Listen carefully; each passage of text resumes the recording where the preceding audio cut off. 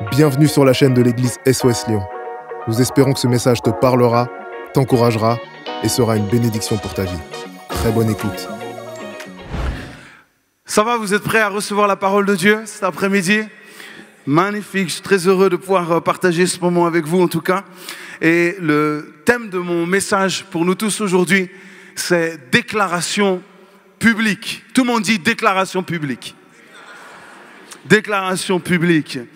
On est dans cette fameuse période de l'année que tout le monde aime, que tout le monde apprécie, où nous avons tous un devoir en tant que citoyens français.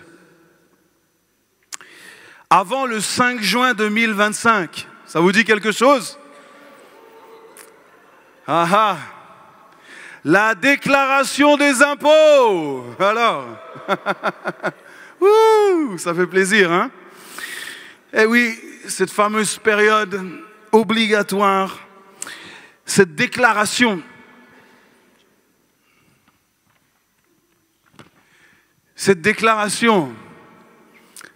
obligatoire pour toute personne étant majeure doit remplir cette déclaration de revenus. Si vous avez quitté le nid familial, il faut absolument, c'est obligatoire, même si vous n'êtes pas imposable, tout le monde doit remplir cette déclaration.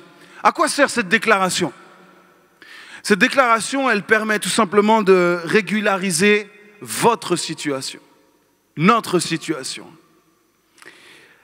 Permet de régulariser par rapport à l'année qui vient de s'écouler, l'année 2024, en prenant compte de quoi? De vos revenus, de vos charges, bref, vous connaissez tout cela. C'est un bilan de l'année qui vient de s'écouler. C'est ça, clairement, cette déclaration, c'est un bilan de ce que vous avez perçu, donné en 2024. Et ça, c'est obligatoire, tout le monde doit déclarer. Cela doit être concret, ça doit être visible et ça doit être lisible. Cette déclaration doit être faite d'une manière correcte et exigée. Il y a des exigences. On doit dire la vérité. Ça va? Ok. C'est simplement une déclaration qui permet une mise à jour. Et les mises à jour sont bonnes.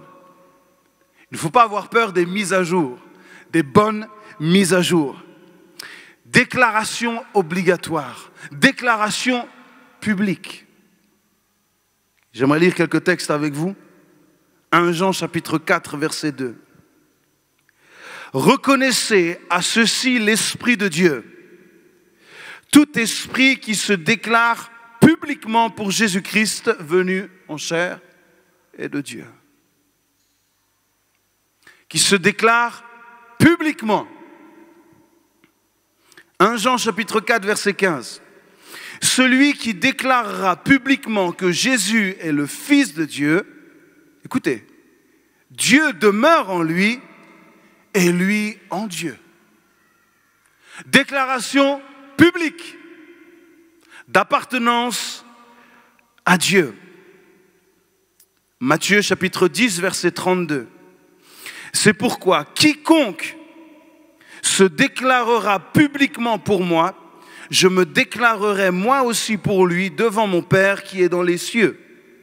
Mais quiconque me reniera devant les hommes, je le renierai aussi devant mon Père qui est dans les cieux. Ouh.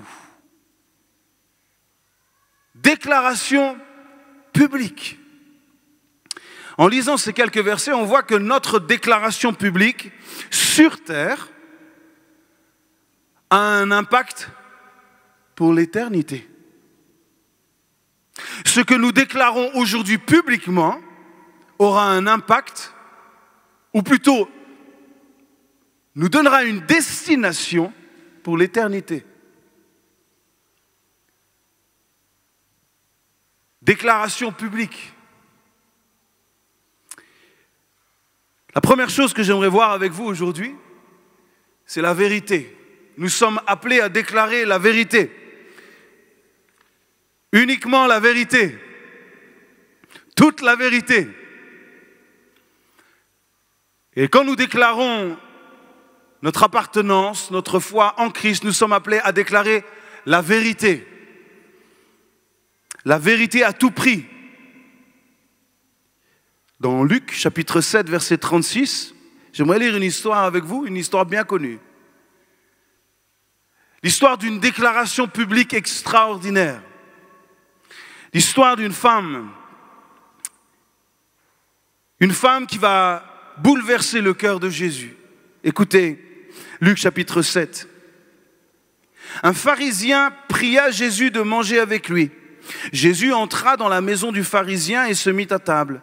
Et voici une femme pécheresse qui se trouvait dans la ville, ayant su qu'il était à table dans la maison du pharisien, apporta un vase d'albâtre plein de parfums et se tint derrière aux pieds de Jésus. Elle pleurait et bientôt elle lui mouilla les pieds de ses larmes, puis les essuya avec ses cheveux, les baisa et les oignit de parfum. Déclaration concrète, visible et lisible. Concrète, visible et lisible. Cette parole est plus que connue. Cette parabole, cette histoire est plus que connue. Mais aujourd'hui, j'aimerais soulever deux choses importantes par rapport à cette histoire, à cette déclaration publique. Cette déclaration, elle est défiante de vérité, de pureté. C'est tellement pur. Cette femme n'a pas simplement déversé 1 an de salaire, parce que c'est ce qui était l'équivalent du parfum qu'elle a apporté. C'est pas ça, même si c'est beau en soi, d'apporter 1 an de salaire et de le verser sur les pieds de Jésus. Mais ce que cette femme est venue apporter ce jour-là est beaucoup plus précieux. Lui coûtait beaucoup plus qu'1 an de salaire. C'est ce qu'on appelle l'estime de sa personne. Quand nous déclarons publiquement à qui nous appartenons, nous laissons l'estime de nous-mêmes. Cette femme est venue apporter l'estime de sa personne. Et la véritable louange te dénude de l'estime de ta personne. La véritable adoration, la véritable déclaration d'appartenance à Jésus-Christ te dénude, te met à nu de ta propre personne. Et vous êtes probablement d'accord avec moi que l'image que nous avons de nous-mêmes, l'image de soi, est probablement la chose la plus dure à offrir.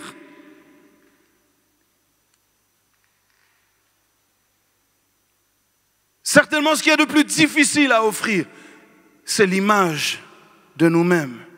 On s'y accroche avec une telle férocité. Cette femme a littéralement abandonné sa personne. Écoutez bien, elle a abandonné sa propre personne.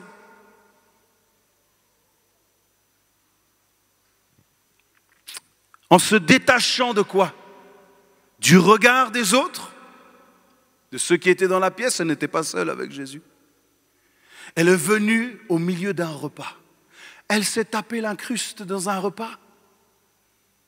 Elle a cherché où était Jésus, elle a trouvé qu'il était là. Et elle est entrée dans cette pièce où était Jésus. Elle n'était pas seule. Mais elle ne s'est pas attachée au regard de ceux qui étaient dans la pièce. Détachée du regard, détachée du jugement.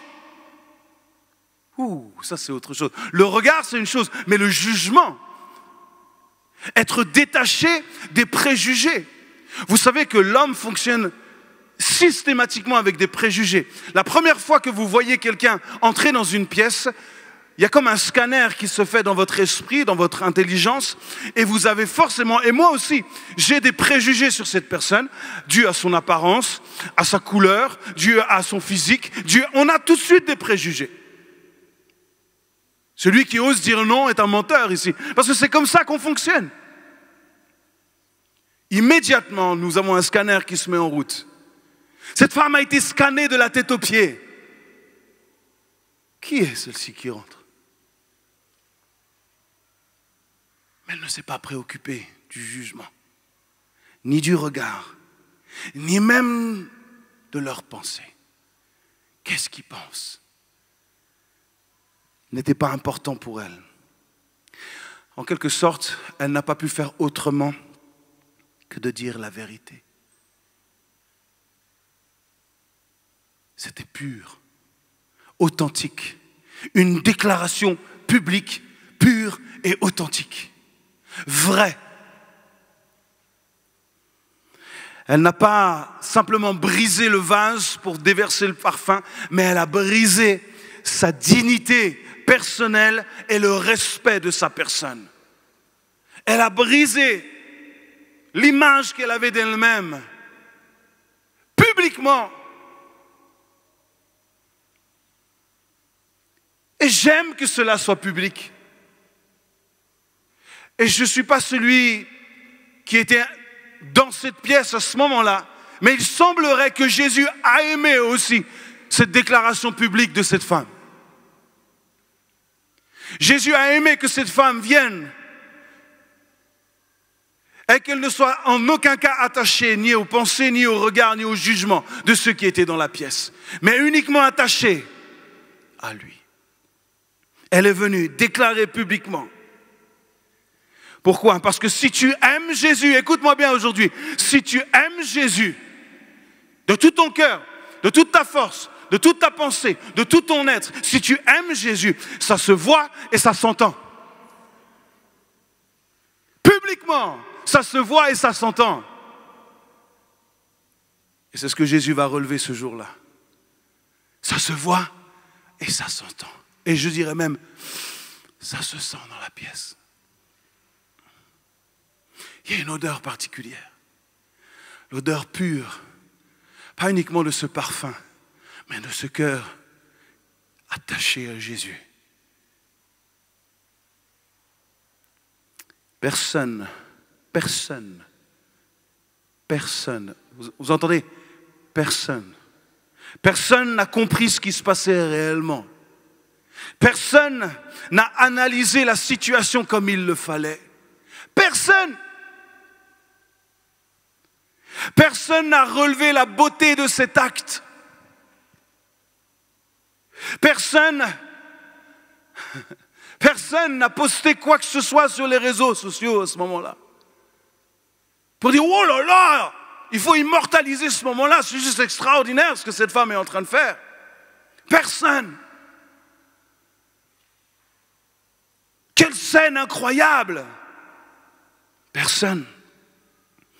Pas de selfie, pas de photo, rien du tout. Mais une déclaration publique où personne n'a compris cette femme. Personne ne l'a compris. Et tout le monde l'a jugée. Tout le monde l'a regardée. Tout le monde a pensé, mais qu'est-ce qu'elle fait celle-ci? De quoi elle se mêle? Personne ne pensait que c'était la bonne chose à faire. Personne. Sauf celui qu'elle était venue voir. Sauf celui qu'elle était venue adorer. Sauf lui. Sauf le Christ. Jésus connaissait le prix de tout ce qu'elle venait déverser. Pas uniquement ce magnifique parfum, mais le prix de sa vie, de l'estime de sa personne. Jésus connaissait la pureté de son offrande et la vérité de cette déclaration. Vous pouvez tromper les hommes, mais nous ne tromperons jamais Dieu. Nous pouvons tromper un gouvernement, nous pouvons tromper des politiciens, nous pouvons tromper le monde autour de nous, mais nous ne tromperons jamais, jamais, jamais le Fils de Dieu. Celui qui ne me déclare pas publiquement, je le renierai moi aussi quand il se pointera devant moi au jour du jugement. Je ne vous ai jamais connu. Fausse déclaration. Tes larmes étaient des larmes de crocodile. Les paroles que tu chantais le dimanche étaient simplement conduites par l'émotion. Tu ne m'as pas suivi, tu ne m'as pas choisi. Tu as gardé l'estime de ta personne. Tu n'as jamais déclaré publiquement à qui tu appartenais.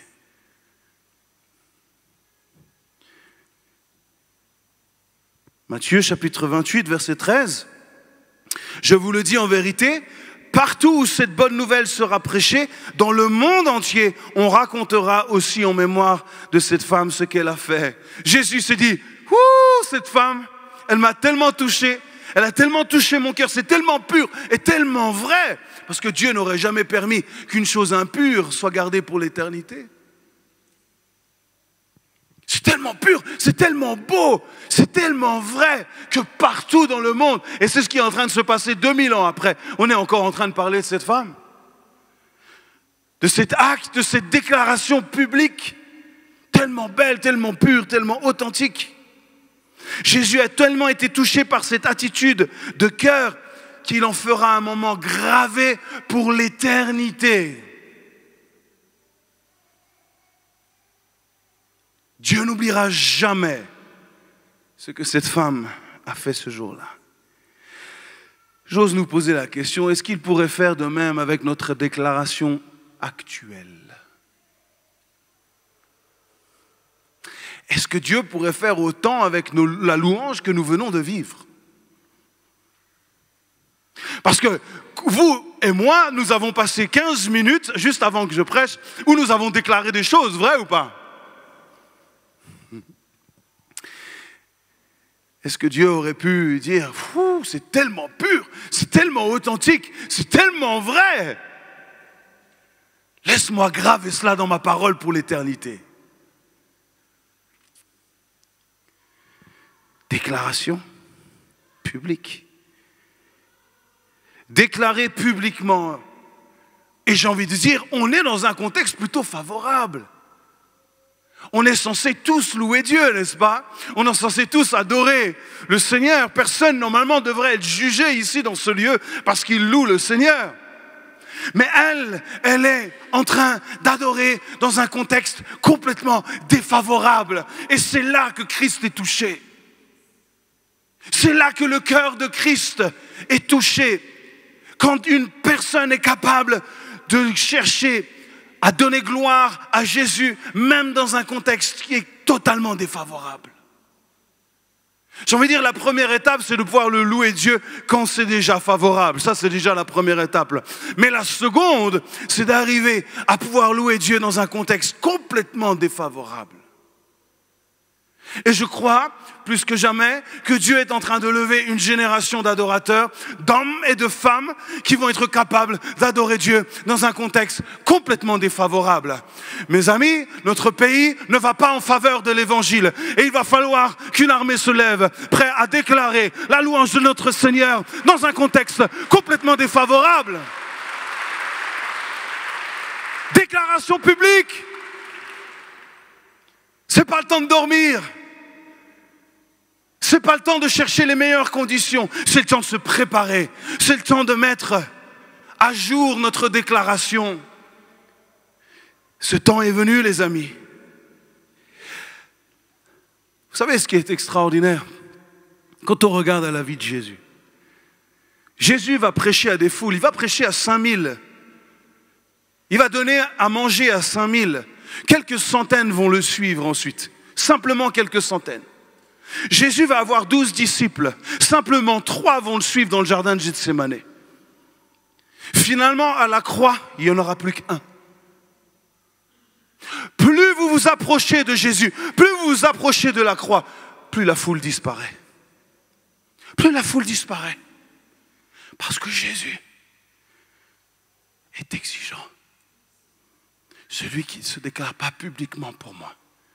Celui qui ne choisit pas de renier sa vie, tout ce qu'il a pour me suivre n'est pas digne de moi. Il ne peut pas être appelé mon disciple. Est-ce que vous faites partie de la foule ou est-ce que nous faisons partie de ceux qui peuvent se mettre au pied de la croix, qui peuvent regarder à Jésus et apporter ce que nous avons de plus précieux?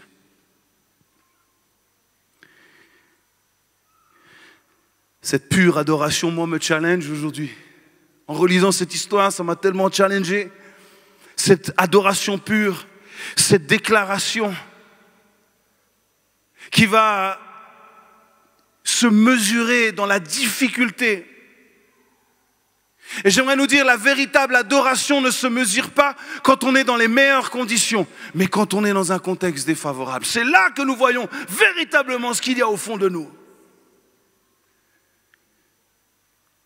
La louange pure n'a rien de connecté avec le domaine du populaire. Elle n'est pas venue dans un contexte populaire favorable. Rien de tout cela. Et j'aimerais nous dire entre nous, tout ce qui est populaire n'est pas forcément pur et vrai. On va dire qu'il ne l'est pas. Mais ce n'est pas une garantie. Ce n'est pas parce que c'est populaire que c'est vrai. Ce n'est pas parce que beaucoup de gens suivent qu'il faut suivre. Jésus a dit, large est la porte et le chemin. Et beaucoup vont dans ce chemin. Mais étroit est le chemin pour venir jusqu'à moi. Ne vous fiez pas à la population, à la popularité. Cherchez ce qui est pur et ce qui est vrai. Ne lâchez jamais Jésus du regard. C'est lui qui est pur, c'est lui la vérité. Il est le seul que nous devons suivre et poursuivre toute notre vie. C'est ce que montre cet exemple, cette femme. La pureté, c'est quand le seul objectif, le seul but à atteindre, c'est de toucher le cœur de celui qu'on adore. Mon seul objectif, c'est de toucher son cœur. Mon seul objectif, c'est de faire ce qui lui plaît. Mon seul objectif, c'est lui donner gloire. Dans cette véritable adoration, il n'y a aucune motivation par le gain, par le bénéfice. Qu'est-ce que je vais tirer de cela? Est-ce que vous voyez une once de ça dans l'attitude de cette femme? Je veux dire, qu'est-ce que je vais pouvoir retirer de Jésus à ce moment-là? Elle est complètement à l'opposé de cela. Elle vient juste donner tout ce qu'elle a. Elle vient s'humilier littéralement aux pieds de Jésus. Lui laver ses pieds poussiéreux avec les larmes. Il n'y a aucune recherche de gain, de gloire, de bénéfice. Elle vient simplement chercher une personne. Elle vient juste lui dire, je t'aime. Et la pure adoration, c'est celle-là. Elle est motivée par simplement dire je t'aime, d'une manière ou d'une autre. Peu importe comment, je veux te dire combien je t'aime. J'aimerais nous dire la véritable adoration, elle est extrême. L'amour que nous avons pour Dieu doit être extrême. Capable d'aimer dans les circonstances complètement défavorables. Je ferai n'importe quoi pour te le montrer, pour te le manifester. Quand le dimanche? Tous les jours.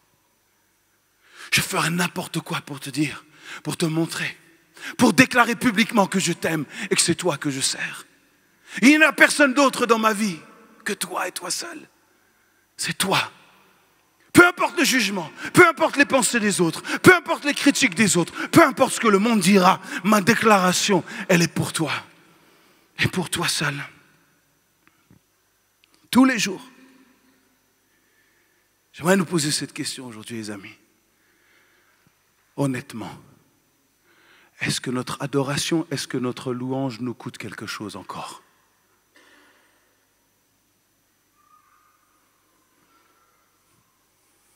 Est-ce qu'elle nous coûte encore?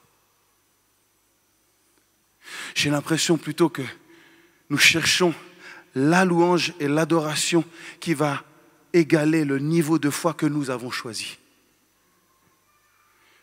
Trouver une église qui va à peu près comme moi j'ai décidé de louer Dieu.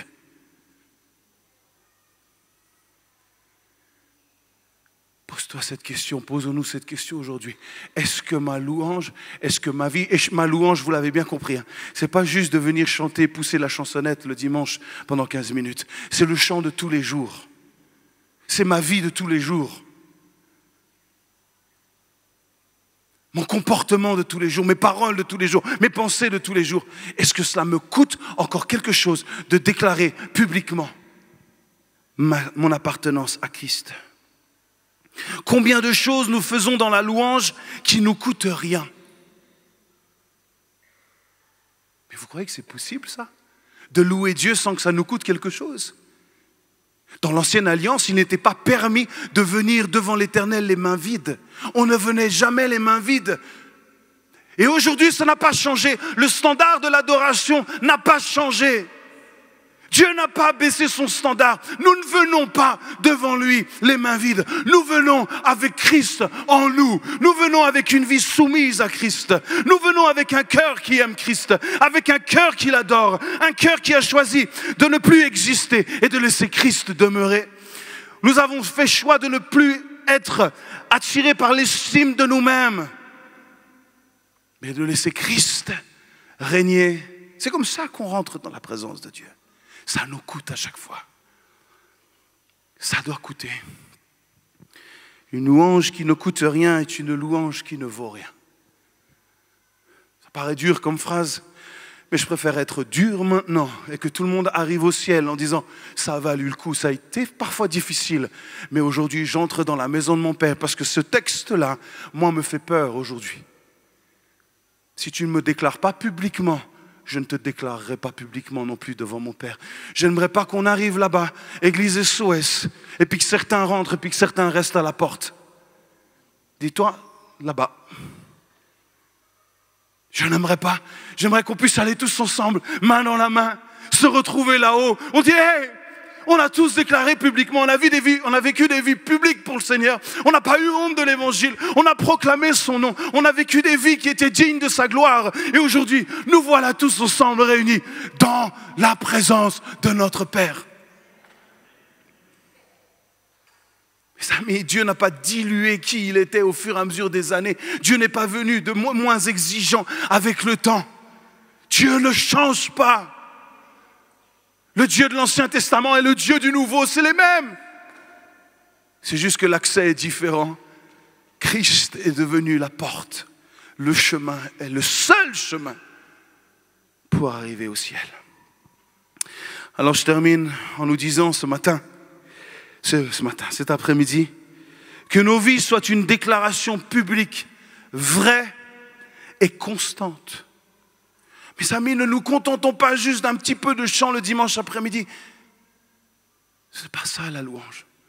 Ce n'est pas ça déclarer publiquement notre appartenance. Que nos lèvres ne trahissent jamais nos cœurs.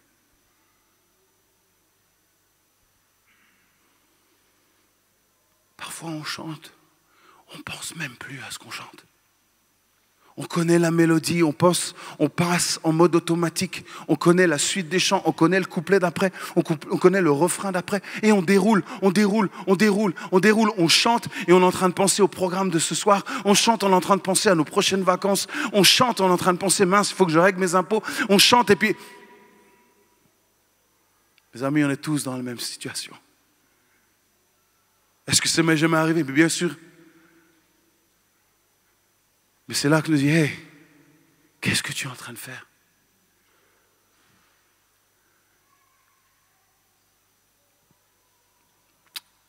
Celui qui renie Christ sur la terre se verra renié devant le Père dans les cieux. Déclarer Christ, c'est reconnaître ses droits sur notre vie aujourd'hui. Et ne rien déclarer publiquement, ne rien dire, équivaut à dire, Seigneur, je ne te connais pas.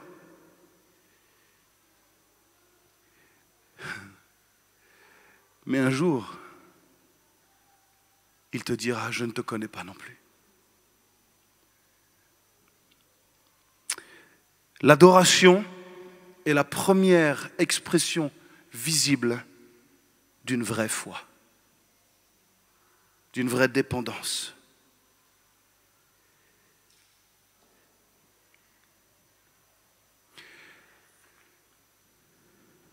Il faut régulariser la situation, mon ami, aujourd'hui.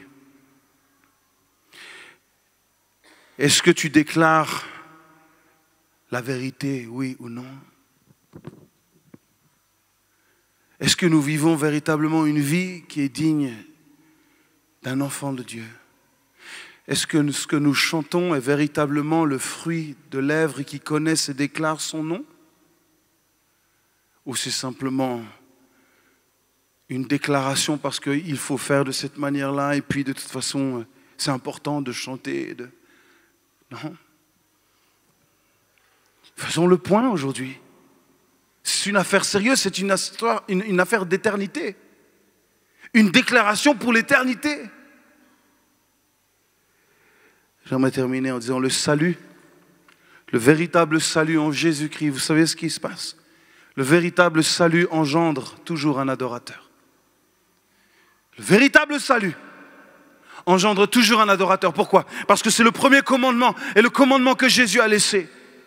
Tu adoreras ton Dieu. C'est la première chose qui se passe. Quand tu es sauvé et racheté par Jésus-Christ, tu deviens cet adorateur qui réjouit le cœur du Père. Le vrai salut engendre, donne naissance à un vrai adorateur qui n'est plus attaché à l'estime de sa personne, au regard des autres. Je ne dis pas qu'on est tous arrivés, mais nos yeux sont fixés sur Christ. Et peu importe qui est à côté de moi, peu importe ce que l'autre peut penser de moi, aujourd'hui, c'est le temps d'une déclaration publique.